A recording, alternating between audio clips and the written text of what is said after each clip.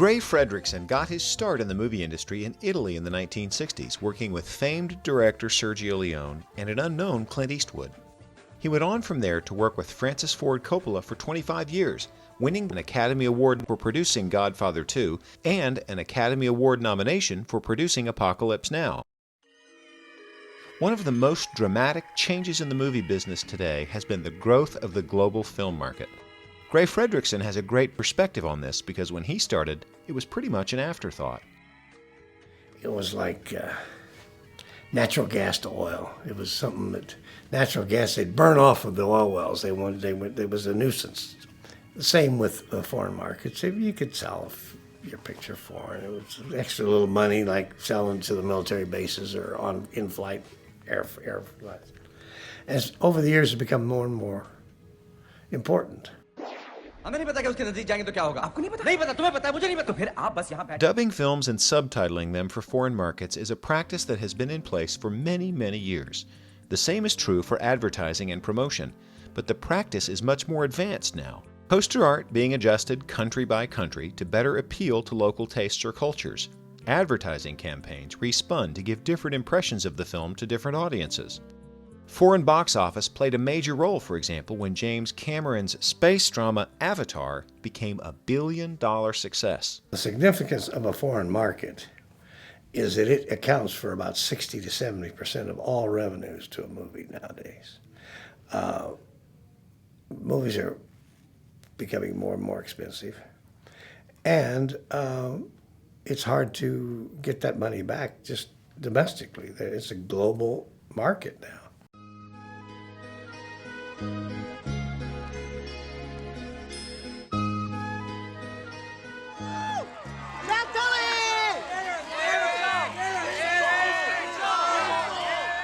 While the global market has opened up new sources of revenue, there are drawbacks as well.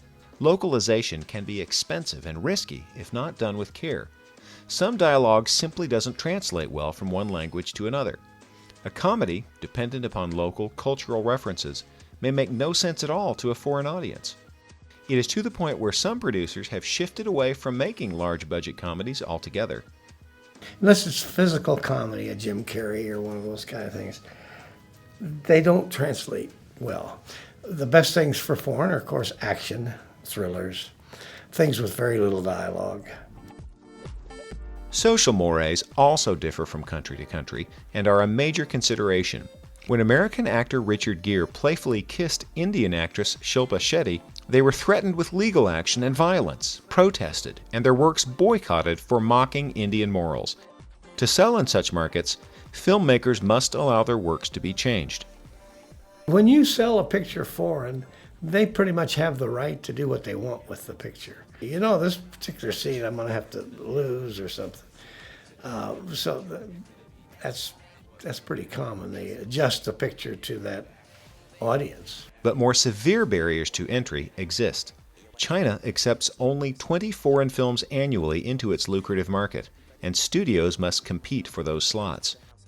How are filmmakers to take advantage of foreign markets when so many serious differences threaten the distribution of the product?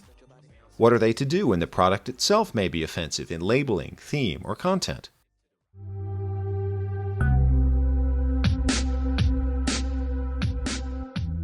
Large American studios have discovered that they must take global considerations into account from the beginning, literally when a movie is pitched. That is to say, they regularly engage in a compromise which is, to some artists, unthinkable. They make plans to alter the final film for markets well in advance. In some cases, this may be as simple as changing a title to eliminate irony, subtlety, or strong cultural references. In other cases, they might require alternate versions that eliminate sexual, violent, or even political aspects. A recent summer blockbuster, Captain America, serves as an excellent example. The title was changed to The First Avenger in markets like Russia and South Korea, where the American military might have a different meaning than it does to U.S. audiences. And in certain markets, the entire subplot of fighting Nazi Germany in World War II was eliminated. The recut version portrays a generic war in an indeterminate time, waged against the villain Red Skull alone. American studios may engage consultants in the markets they seek to distribute in to best understand the culture, take advantage of opportunities, and avoid embarrassing and costly mistakes. Casting movies is an area that has been greatly affected. For The Green Hornet, Columbia Pictures cast Jay Cho as martial arts master Kato. Cho is relatively unknown to American audiences, but he's a famous pop star in Southeast Asia. The film star Seth Rogen was little known in those markets, so international star Cameron Diaz was cast as his love interest to help the film garner a more positive reception. You might say that Made in America has taken on a whole new meaning in today's Hollywood as films are increasingly built from the ground up to assure foreign market appeal. But as Gray points out, the battle between suits and creatives hasn't changed much over the years. There's a sort of a battle between art and commerce, because without the money, you can't have your art. And I think you'll have that objection from directors who say they can't do that to my picture. It's the integrity of the movie's at stake. But money usually wins out. There is hope, though. The internet has also made it possible for smaller independent films to break out on a global stage. The cheaper a film is to produce, the less it will be constricted by rules associated with larger studio productions. The entertainment industry will continue to evolve and face global challenges. And just as foreign films have influenced American films creatively, foreign demand will now play an influential role. But that's okay with Gray Fredrickson, because in the end, well, he just loves the business. It's fun. It never seems like work. You're entertaining people, and it feels like you're doing something good, worthwhile.